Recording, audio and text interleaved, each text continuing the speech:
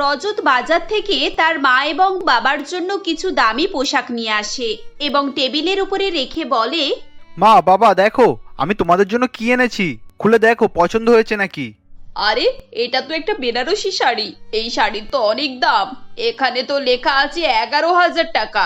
আচ্ছা বাবা, তোর কি মাথা টাথা খারাপ হয়ে গেছে যে এত দামি শাড়ি কিনে আনতে গেলি? এ কি আমাদের জন্য কোট প্যান্ট এনেছিস? এ তো অনেক দামি। তুই এত জিনিসপত্র এনেছিস বাবা? আমি তো সাধারণ পোশাক পরি, এসব তো কখনোই পরি না। কখনো পরনি তো কি হয়েছে, এখন থেকে পরবে।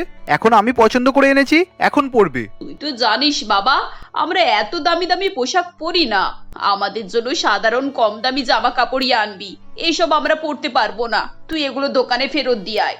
কোনো কিছু ফেরত হবে না, যা এনে দিয়েছি চুপচাপ পরবে। আমি তোমাদের জন্য এত শখ করে কাপড় এনে দিয়েছি আর তোমরা ফেরত দেবে বললেই হয় নাকি? ঠিক এমন সময় রজতের স্ত্রী দীপা সেখানে আসে আর বলে, কি এনেছো কই দেখি। ও বাবা, এত দামি কাপড়, কে তোমাকে এসব আনতে বলেছে শুনি? দীপা, আমি বাবা মার জন্য ভালোবেসে এগুলো এনেছি। বাবা মার জন্য এনেছো ঠিক আছে, কিন্তু এত বেশি ভালোবাসা দেখাতে কে বলেছে তোমাকে? এক একটা কাপড় 11,000 10,000 করে দাম, এখানে কি টাকার গাছ লাগানো আছে? আচ্ছা তুমি কি পেয়েছো শুনি? তোমায় আমি বলেছিলাম না যা করবে আমাকে জিজ্ঞাসা করে করবে? কে তোমাকে এখন এইসব কাপড় আনতে বলেছে শুনি? কেউ বলেনি, আসলে আমি দেখলাম বলে তাই। যা দেখবে তুমি সেটাই কিনে বাড়িতে নিয়ে আসবে? এখানে কি তুমি লটারির টাকা ওড়াতে এসেছো? যাও এগুলো গিয়ে দোকানে ফেরত দিয়ে এসো। কিন্তু দোকানদার কি ভাববে? দোকানদার কি ভাববে না তাতে আমার মাথা ব্যথা নেই। আমার কাছে পরিষ্কার কথা হলো, এগুলো তুমি ফেরত দিয়ে দেবে আর যা টাকা ফিরবে সব নিয়ে আসবে। রজত আর কিছু বলে না, সে মাথা নামিয়ে প্যাকেট হাতে নিয়ে বেরিয়ে যায়। পরের দিন রজত অফিস যাওয়ার জন্য তৈরি হয়। দীপা তার হাতে টিফিন বক্স দিয়ে বলে, এই নাও, এটা তোমার টিফিন আছে, আর এই হলো পেট্রোলের দাম, আর এটা বিকেলের টিফিন খাবে। আর শোনো, এই 20 টাকাটা এক্সট্রা রাখো, অসময়ে কাজে লাগবে। অসময়ে কাজে লাগার জন্য 20 টাকা? 20 টাকায় কি হয় আজকাল? 20 টাকা মাত্র মানে? আমি তুমি তো টিফিন করে দিচ্ছি, জল ভরে দিচ্ছি, বিকেলের খাবারের টাকা দিচ্ছি, পেট্রোলের দাম দিচ্ছি, তার উপর আবার 20 টাকা এক্সট্রা দিচ্ছি, আর তুমি বলছো মাত্র 20 টাকা? তোমার যদি 20 টাকাটার না প্রয়োজন হয় তাহলে রেখে দাও। আরে আরে এমন করছো কেন? ওই টাকাটা আমারই লাগবে। আসলে বন্ধু বান্ধবরা সবাই বলেছে একটু সবাই মিলে খাওয়া দাওয়া করতাম। কোনো প্রয়োজন নেই, অফিস ছুটি হবে সোজা বাড়িতে আসবে। বন্ধুদের সঙ্গে কোনো আড্ডা দেওয়ার কোনো প্রয়োজন নেই, আর কোথাও খেতে যাওয়ারও দরকার নেই। খবরদার, আমি যেন দ্বিতীয়বার এই কথা না শুনি। আচ্ছা ঠিক আছে, অফিস ছুটি হলে আমি সোজা বাড়ি ফিরে আসবো, এত চিন্তা করার কি আছে? রজত চুপচাপ অফিস চলে যায়। অফিসে সে সারাক্ষণ নিজের মনে মনে কাজ করত। বন্ধুদের সঙ্গে হইচই, ওঠা বসা, পার্টি করা, এই সবকিছু তার প্রায় বন্ধই হয়ে গিয়েছিল।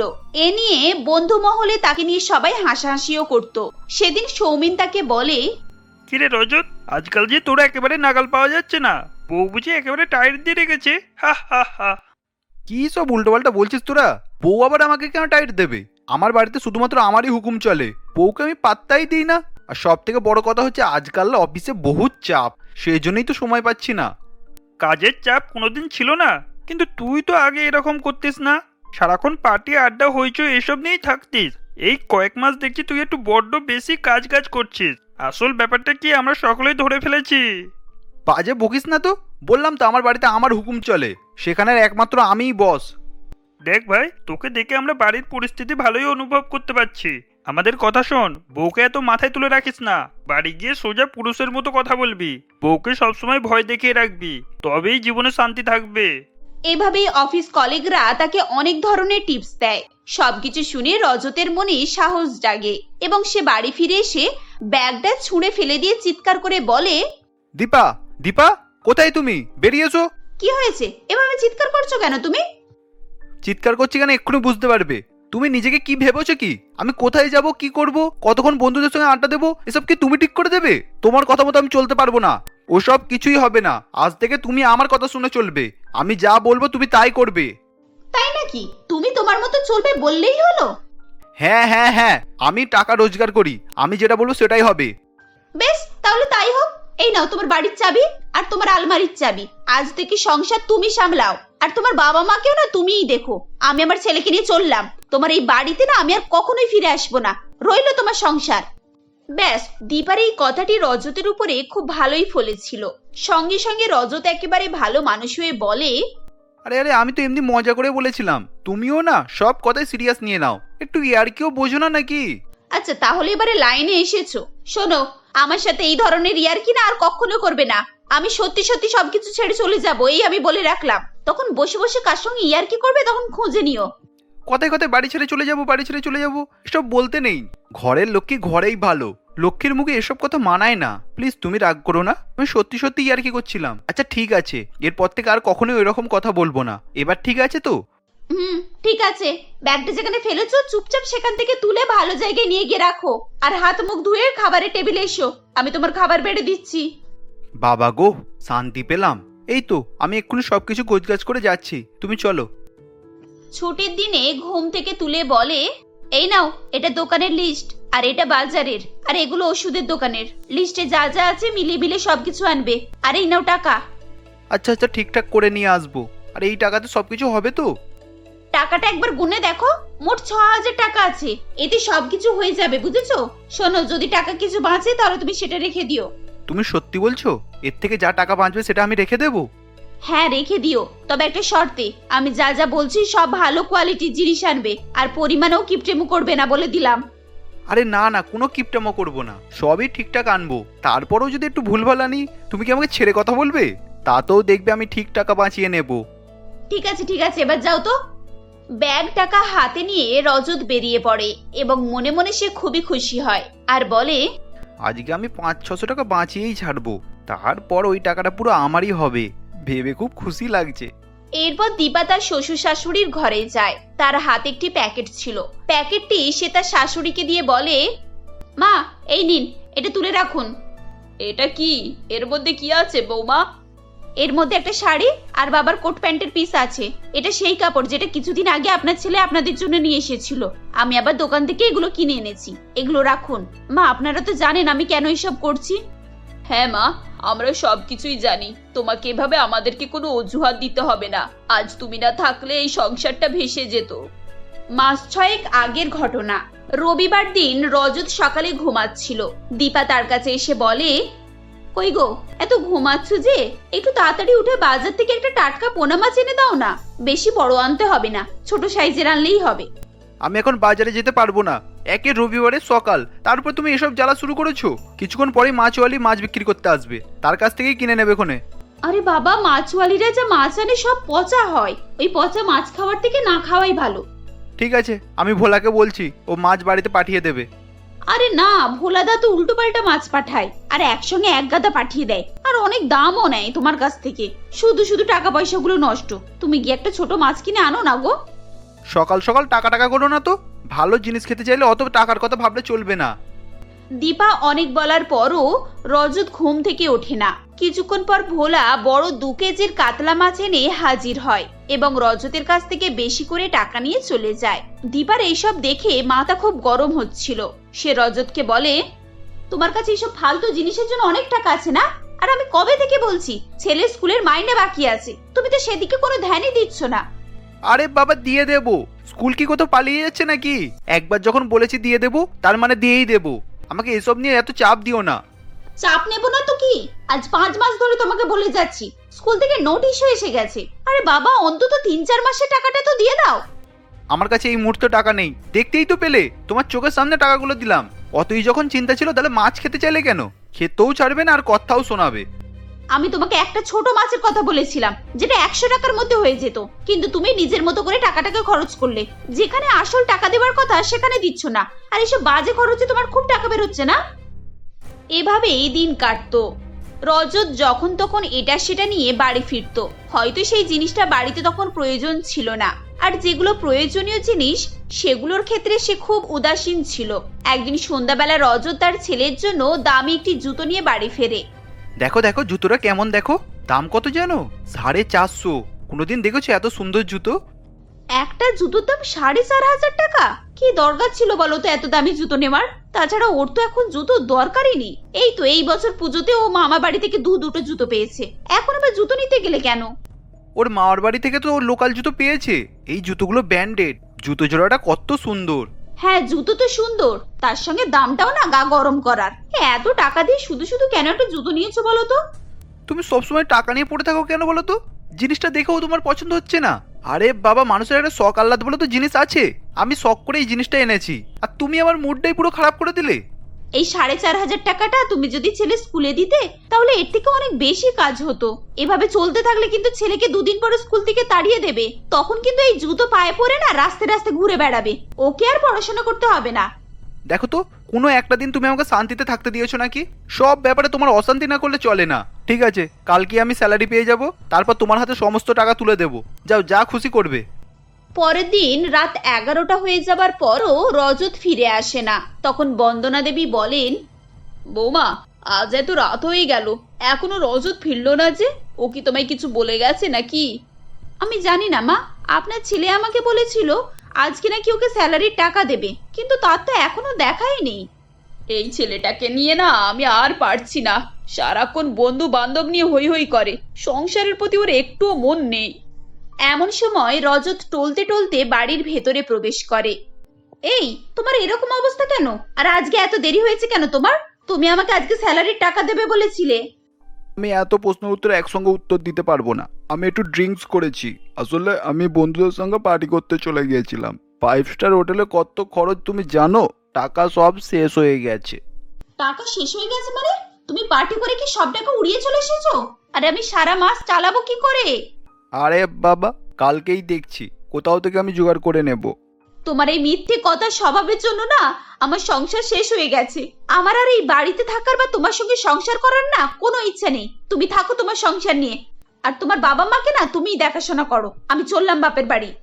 রজত এই কথা শুনে একেবারে চমকে ওঠে এবং ভয়ে ভয়ে বলে, দেখো দীপা, প্লিজ তুমি এরকম করো না। আমি পরের মাস থেকে তোমাকে সব টাকা দিয়ে দেবো। আর এরকম ভুল করবো না।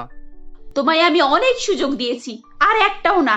এবার থেকে তুমি তোমার সংসার সামলাও। এই বলে দীপা ব্যাগ গুছিয়ে রাতের বেলায় বাড়ি ছেড়ে বেরিয়ে পড়ে। রজত তার বাবা মাকে বলে, মা প্লিজ ওকে থামাও, ওকে যেতে দিও না। আমি বলছি তো, আমি এ ভুল আর কখনোই করবো না। আমি আর বৌমাকে কি বলবো? তুই দিন দিন যা শুরু করেছিস তাতে আমাদেরও কিছু বলার মুখ নেই। আমি বা পরের মেয়েকে আর কত কষ্ট করে রাখবো বলতো? আমার এখানে কিচ্ছু করার নেই। রজত দৌড়াতে দৌড়াতে দীপার কাছে যায় এবং তার হাত ধরে ক্ষমা চায়। সবার কাছে প্রতিজ্ঞা করে যে সে আর কখনোই উল্টোপাল্টা ভাবে চলবে না এবং দীপা যা বলবে তার কথা অনুযায়ী চলবে। এরপর থেকে দীপার হাতে সংসারের দায়িত্ব চলে আসে এবং সে সবকিছুটাই ভালোভাবে ম্যানেজ করতে থাকে। বৌমা, তুমি সংসারটা হাতে নিয়েছো বলেই আমাদের একটু শান্তি হয়েছে। রজত বাজার নিয়ে চলে এসেছে। দীপা, এই দেখো আমি বাজার করে এনেছি, আর সঙ্গে 600 টাকাও বাঁচিয়েছি। আমি ভাবছি এই 600 টাকাটা তোমাকেই দেবো। আমি এই টাকাটা নিয়ে কি করব? তুমি এই টাকাটা রাখো, বছর শেষে যা টাকা জমবে আর আমি ওতে কিছু টাকা দিয়ে কাছে পিঠে কোথাও ঘুরে আসবো। রজতের পরিবর্তন দেখে বাড়ির সবাই খুব খুশি হয়। এরপর থেকে তারা সবাই সুখে শান্তিতে বসবাস করতে থাকে। মহেশ্বরী দেবী তার মেয়ে পল্লবীকে নিয়ে খাদিনান নামক গ্রামে বাস করত। মহেশ্বরী দেবীর স্বামী বহু বছর আগেই এক কঠিন রোগে আক্রান্ত হয়ে প্রাণ হারায়, যার জন্য মহেশ্বরী দেবী এবং পল্লবীকে দিনরাত পরিশ্রম করে কঠিন সংগ্রামের মোকাবিলা করেই জীবন অতিবাহিত করতে হতো। তারা ওই গ্রামেরই একটি ইটভাটায় মা ও মেয়ে দিনরাত পরিশ্রম করে কোনো ক্রমে পেট চালাতো। তাদের নিজস্ব ঘরবাড়ি বলতে কিছুই ছিল না, তাই ওই ইটভাটার মালিক হরিপাল বাবু তাদের থাকার একটি জায়গা করে দেয়। এমনই একদিন, এই তাড়াতাড়ি নাও, জলদি জলদি হাত চালাও, বেশ বেলা হয়ে যাচ্ছে। এখনো পর্যন্ত ইট তৈরির অর্ধেক কাজ পুরো হয়নি। আজ কাজ না মিটলে তোমরা বেতনই পাবে না, বুঝেছো? হ্যাঁ বাবু, এই যে করছি। আসলে আজ আমার শরীরটা খুব একটা ভালো নেই, আর চোখ যেন কেমন জানি ধোয়া হয়ে আসছে। হ্যাঁ, সে আমি ভালোভাবেই জানতাম। তোদের কাজের কথা বললেই বাহানা বের করবি। আর শোন, আমি ওসব কিছুই শুনতে চাই না। আমার শুধু কাজ নিয়েই সম্পর্ক। আমার কাজ মিটিয়ে দিতে পারলেই হবে। হরিপাল বাবু এভাবেই বলে রাগ দেখিয়ে সেখান থেকে চলে যায়। আসলে হরিপাল বাবু এরকমই ছিল, আর সে সময়ে কাজ না মিটলে সকলকে এভাবেই উল্টোপাল্টা কথা বলতো। এরপর হরিপাল বাবুর কথা শুনে মহেশ্বরী দেবী তখন আরো তাড়াতাড়ি কাজ করতে থাকে, কিন্তু তার সেদিন সত্যি সত্যি শরীর অসুস্থ ছিল, যার কারণে সে ভালোভাবে কাজ করতে পারছিল না। এটা দূরে দাঁড়িয়ে মহেশ্বরী দেবীর মেয়ে পল্লবী লক্ষ্য করছিল। তাই সে সেখানে এসে বলে, মা, তোমাকে আজ খুবই ক্লান্ত লাগছে, তুমি বরং কিছুক্ষণের জন্য গিয়ে বিশ্রাম নাও, আমি এদিকে হাতাহাতি করে কাজ করে নিচ্ছি। না রে মা, বিশ্রাম নিলে হবে না। জানিস তো হরিপাল বাবু কিরকম, যদি একবার কাউকে বিশ্রাম নিতে দেখে ফেলে তাহলে তাকে বেতন দেয় না। কিন্তু মা, তোমার শরীরটা তো খুবই ক্লান্ত মনে হচ্ছে, এখন তুমি এই বয়সে এত পরিশ্রম করলে অসুস্থ হয়ে যাবে। মারে, সেই সকাল থেকেই তো পরিশ্রম করছি, আর কিছুক্ষণের মধ্যে সন্ধ্যা হয়ে যাবে।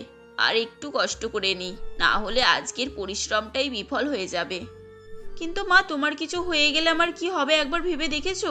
এই পৃথিবীতে তুমি ছাড়া আমার কেই বা আছে? আরে মা, তুই চিন্তা করিস না, আমি ঠিক আছি। হ্যাঁ, একটু ক্লান্ত লাগছে ঠিকই, কিন্তু এতে কিছুই হবে না।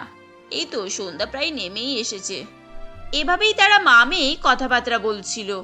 এরপর দেখতে দেখতে সন্ধ্যা নেমে আসে। তখন ইটভাটার মালিক হরিপাল বাবু বলে, এই সবাই লাইন দিয়ে দাঁড়াও, একজনের পিছনে আর একজন লাইন করো, আজ সবাই বেতন পাবে, সবাই তাড়াতাড়ি দাঁড়িয়ে পড়ো। এভাবেই হরিপাল বাবু চেঁচিয়ে চেঁচিয়ে সবাইকে লাইনে দাঁড় করায়। তারা মা ও মেয়েও লাইনে দাঁড়ায়। এরপর তাদের মা ও মেয়ের লাইন এলে হরিপাল বাবু বলে, মহেশ্বরী, এই নাও তোমার বেতন 500, আর পল্লবী, এই নাও তোমার 200 বেশি, মানে 700 টাকা। আর শোনো, আজ রাতে বাড়ি যাওয়ার আগে মাকে আগে পাঠিয়ে দেবে, আর তুমি একবার আমার সঙ্গে দেখা করবে। আমি অনেক দিন থেকেই তোমাকে একটা কথা বলবো বলবো ভাবছিলাম, কিন্তু সকলে থাকে বলে বলা হয়ে ওঠে না। কিন্তু বাবু, একদিনের রোজ তো 500 টাকা, তাহলে আপনি আমাকে 700 টাকা দিচ্ছেন কেন? আরে জানেমান, তোমার ওই নরম নরম হাতগুলো ইট বয়ে শক্ত হয়ে গিয়েছে, আর তোমাকে আমি রোজ দেখতে পাচ্ছি, এটাও আমার সৌভাগ্য। এখন তুমি আমার স্পেশাল কর্মচারী, বুঝেছো? তুমি বললে শুধু টাকা কেন, এই ইট ভাটাটিই তোমার নামে লিখিয়ে দেবো, তারপর থেকে তোমাকে আর কিছু করতে হবে না। আসলে হরিপাল বাবু এরকমই স্বভাবের ছিল। সে যেমন অত্যাচারী ছিল, তেমনই চরিত্রহীন ছিল। পল্লবী এবং মহেশ্বরী দেবীর দুর্বলতার সুযোগ নিয়ে পল্লবীকে প্রায় সময় বিরক্ত করত, কিন্তু এখন সে তার বিরক্ত করার সীমা প্রায় ছাড়িয়েই গিয়েছিল। তাই পল্লবী বলে, বাবু, আমরা খেটে খাওয়া মানুষ, আমার পরিশ্রমে যতটুকু টাকা হয় আমি ততটুকুই নেব। আর হ্যাঁ, আমরা পরিশ্রম করে শির দ্বারা সোজা করে বাঁচতে শিখেছি, আপনার এই উদারতার আমার কোনোই প্রয়োজন নেই। মা চলো, এখানে আর এক মুহূর্ত আমরা থাকবো না। আরে যাও যাও, তোমাদের কোথাও ঠাঁই মিলবে না, এখানে খেতে পড়তেও থাকার জায়গা পাচ্ছ, এটা কোথাও গেলে পাবে না, বুঝেছো? আর তোমাদের মতো অহংকারী মানুষদের কেউ ঠাঁই দেবে না। শুনুন, আপনাদের মতো মানুষের কাছে ঠাঁই পাওয়ার থেকে রাস্তার ফুটপাতে থাকা অনেক ভালো, আর ঈশ্বর আছেন আমাদের মতো মানুষদেরকে ঠাঁই দেওয়ার জন্য। এই বলে পল্লবী রাগ দেখিয়ে সেখান থেকে চলে যায়। পল্লবী তখন হরিপাল বাবুর উপরে খুবই রাগান্বিত ছিল, তাই তখন মহেশ্বরী দেবী তাকে কিছুই বলে না। এরপর মহেশ্বরী দেবীও তার সঙ্গে সেখান থেকে চলে যায়। এভাবেই বেশ কিছুক্ষণ সময় কেটে যায়। কিছুক্ষণ পর মহেশ্বরী দেবী তাকে বলে, মা পল্লবী, আমি একটা কথা জিজ্ঞাসা করব। দেখ, আমরা তো এভাবে চলে এলাম, কিন্তু আমরা এখন কোথায় যাব? আমাদের তো যাওয়ার মতো কোনো জায়গাও নেই। তা আমি জানি না মা, তবে আজকে রাতটা কোনো রকমে আমাদেরকে কাটাতে হবে। কালকে না হয় আমি কিছু একটা ব্যবস্থা করে নেব। আর তুমি চিন্তা করো না মা, ঈশ্বর অবশ্যই আমাদের দিকে তাকাবেন। হ্যাঁ রে মা, সেটা হলেই তো ভালো হয়, আর আমি তো ঈশ্বরের কাছে সেটাই প্রার্থনা করছি। এভাবেই তারা দুজনেই সেদিনে তাদের পরিস্থিতি নিয়ে আলোচনা করতে থাকে এবং তারা সামনের দিকে রাস্তা ধরে এগোতে থাকে। এরপর তারা সেদিন রাতটা একটি গাছের নিচে কাটিয়ে দেয় ও রাত পার হয়ে গেলে পরের দিন পল্লবী এবং মহেশ্বরী দেবী আবারও নতুন কাজের সন্ধান করতে থাকে ও তারা খোঁজ খবর নেওয়ার পর একটি কয়লা খনির সন্ধান পায় এবং সেখানে গিয়ে বলে, এই যে বাবু, আমাদের এখানে কিছু কাজ দেবেন? আমরা বড়ই অসহায়, আর কয়েকজন আমাদেরকে আপনাদের এখানের কথাই বললেন। হ্যাঁ, কাজের লোক লাগবে, কিন্তু তোমরা এখানে কাজ করবে? মানে যেখানে আমাদের এখানে মেয়েরা তো কাজ করে না, আর এখন দেখছি তোমাদের গলা থেকে ঠিকঠাক আওয়াজও বের হচ্ছে না, তা তোমরা এত ভারী ভারী কয়লার বস্তা চাগাতে পারবে তো? বাবু, পেটের দায় মানুষকে সবকিছু করাতে জানে, আমরা ঠিক পারবো, আপনি শুধু আমাদেরকে কাজ দিয়ে দেখুন। পল্লবী ও তার মা সেদিন ম্যানেজারটিকে এভাবেই অনুরোধ করছিল, যেটা শুনে ম্যানেজারটি খুবই চিন্তায় পড়ে যায়। যা বাবা, এ তো দেখছি এক নতুন ঝামেলা, কিন্তু এখন আমি এদেরকে নাও বলতে পারছি না, আর এদের কাকুতি মিনতি শুনে মনে হচ্ছে এরা সত্যিই বলছে। আসলে ম্যানেজারটি খুবই বড় মনের মানুষ ছিল, কিন্তু তারা মেয়ে হওয়ায় সেও কিছু বলতে পারছিল না। এরপর সে চিন্তা ভাবনা করে বলে, হ্যাঁ ঠিক আছে, কিন্তু আমি কি বলছি শোনো, তোমরা সত্যিই এত পরিশ্রম করতে পারবে না। তোমাদের দেখে খুবই ক্লান্ত ও ক্ষুধার্ত বলেই লাগছে, আর আমারও সেটা দেখে মায়া হচ্ছে। তোমরা বরং এক কাজ করো, এই কয়লার খনির মালিক প্রতাপ সিং এর বাড়িতে যাও। উনি এই গ্রামের জমিদার হন। ওখানে গেলে তোমাদের একটা কিছু না কিছু ব্যবস্থা করে দেবে। এই বলে তারা মা ও মেয়ে কয়লা খনির ম্যানেজারের কথা মতো সেই কয়লা খনির মালিক প্রতাপ সিং এর বাড়ি যায় এবং গিয়ে বলে, বাবু, আমাদের কিছু সাহায্য করুন। আমরা খুবই অসহায় এবং ক্ষুধার্ত। দুদিন থেকে আমাদের পেটে একটিও দানা পড়েনি। সাহায্য? না না, আমি বিনামূল্যে কাউকেই সাহায্য করি না। তোমরা পরিশ্রম করো, দরকার হলে তোমাদের বেতন আমি ডবল দেব, কিন্তু বিনামূল্যে আমি একটিও টাকা দেব না। ঠিক আছে বাবু, আমাদের কি করতে হবে বলুন, আমরা তাই করব। আমাদের কাজের খুবই প্রয়োজন। তোমরা সত্যিই বলছো তোমাদের যা কাজ দেব তাই করবে? দেখো, আগেই ভেবে নাও, কাজ করতে করতে যদি আবার ফাঁকি দাও তাহলে কিন্তু আমি তোমাদের মা মেয়ে দুজনকেই শাস্তি দেব। বাবু, আমায় ক্ষমা করবেন, আসলে আমি বলতে চাইছি না, তবুও বলতে হচ্ছে। এরা সত্যিই বলছে। এর আগে এরা আমার কাছে খনিতে কাজের জন্য এসেছিল, কিন্তু ওখানে ভারী কাজ বলে আমি ওদেরকে করতে দিইনি। পল্লবী এভাবেই বলে প্রতাপবাবুর কাছ থেকে কাজ চায়। প্রতাপবাবু তাদেরকে জমি চাষের নির্দেশ দেন। প্রতাপবাবুর কথা শেষ হওয়া মাত্রই মহেশ্বরী দেবী সেখানে জ্ঞান হারায়। এরপর প্রতাপবাবু মহেশ্বরী দেবীকে ডাক্তারের কাছে নিয়ে যায় এবং ডাক্তারবাবু বলেন, ওহ মাই গড, এর শরীরে এক ফোঁটাও ব্লাড নেই আর এর প্রেসার লো হয়ে গিয়েছে। জমিদার বাবু, আপনি অনেক ভালো করেছেন একে সময় মতো আমার কাছে নিয়ে এসে। এখন এ কি আপনার কোনো পরিচিত নাকি? না, আসলে সেরকম কোনো পরিচয় নেই। এরা আজই আমার বাড়িতে কাজের জন্য এসেছিল। তা ভালো জায়গাতেই এসেছে। এরা এখন আপনার কাছে এসেছে মানে এদের ভবিষ্যৎ হয়ে গেল। ডাক্তারবাবুর মুখে এরকম কথা শুনে প্রতাপবাবুরও খুবই খারাপ লাগে। আসলে প্রতাপবাবুও খুবই ভালো মনের মানুষ ছিলেন। তিনি গরিব দুস্থদের প্রায় সময়ই অল্প কাজের বিনিময়ে বেশি পারিশ্রমিক দিতেন। এরপর তিনি বলেন, তোমরা আমাকে ক্ষমা করে দাও। আসলে আমি তোমাদের অবস্থাটা বুঝতে পারিনি, আর এখন সেটা জানতে পেরে আমার খুবই খারাপ লাগছে। তা তোমরা আগে কোথায় থাকতে? তোমাদের বাড়ি কোথায়? না না বাবু, আপনি এভাবে ক্ষমা চাইবেন না। আমরাও বিনা পরিশ্রমে কারোর কাছ থেকে কিছু নেই না। আসলে আমরা আগে একটি ইটভাটায় কাজ করতাম। আমাদের ঘর বাড়ি কিছুই নেই, কিন্তু ওখানের। পল্লবী এভাবেই ইটভাটার মালিকের সমস্ত কথা বলতে থাকে, যেগুলো শোনার পর জমিদারবাবু বলেন, আচ্ছা ঠিক আছে, তোমরা তাহলে ইটভাটায় কাজ করতে, তাই তো? তা বেশ ভালো কথা। আমার একটা ফাঁকা জমি পড়ে আছে, ওটা আমি তোমাদের নামে লিখে দিচ্ছি। তোমরা বরং ওই জমিতে ইটভাটার চুল্লি বানিয়ে ইট তৈরি করো, আর প্রয়োজনে আমি তোমাদেরকে বাকি সাহায্যও করব। জমিদারবাবুর কথা শুনে তারা মা ও মেয়ে খুবই খুশি হয়ে যায় এবং মহেশ্বরী দেবী বলেন, বাবু, আপনাকে অনেক অনেক ধন্যবাদ আমাদেরকে সাহায্য করার জন্য। আপনাদের মতো এত বড় মনের মানুষদের জন্যই তো আমাদের মতো অসহায় দারিদ্ররা এই পৃথিবীতে বাঁচার আশাটুকু দেখতে পায়। হ্যাঁ বাবু, আপনাকে অনেক অনেক ধন্যবাদ। ঈশ্বর আপনার মঙ্গল করুক।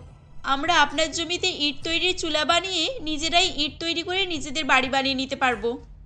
এরপর পল্লবী এবং মহেশ্বরী দেবী মিলে ওই জমিতেই একটি ইটভাটা বানিয়ে ফেলে এবং তারা মা ও মেয়ে দিনরাত পরিশ্রম করে ইট বানাতে থাকে এবং সেই ইট বিক্রি করে তারা বেশ মোটা অঙ্কের টাকা পেত এবং ধীরে ধীরে তারা তাদের নিজেদের তৈরি ইট থেকে নিজেদের ঘর বানিয়ে ফেলে, যেটা দেখে জমিদারও খুবই খুশি হয়ে যায় এবং তারা মা ও মেয়ে নিজেদের থাকার ঘর পেয়ে খুবই খুশি হয়। এদিকে তাদের ইটের ব্যবসাও ভালোই চলতে থাকে। এরপর তাদের জীবন থেকে সবই কষ্ট প্রায় মুছে যায়। এভাবেই তারা সুখে শান্তিতে বসবাস করতে থাকে।